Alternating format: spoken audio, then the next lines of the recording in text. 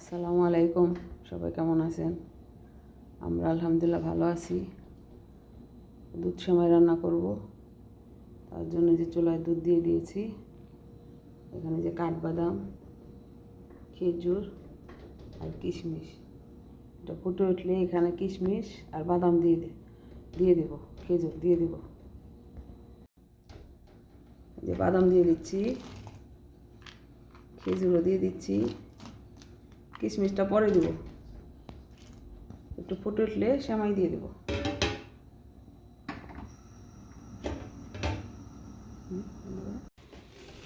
এখন সেমাই দিয়ে দিচ্ছি।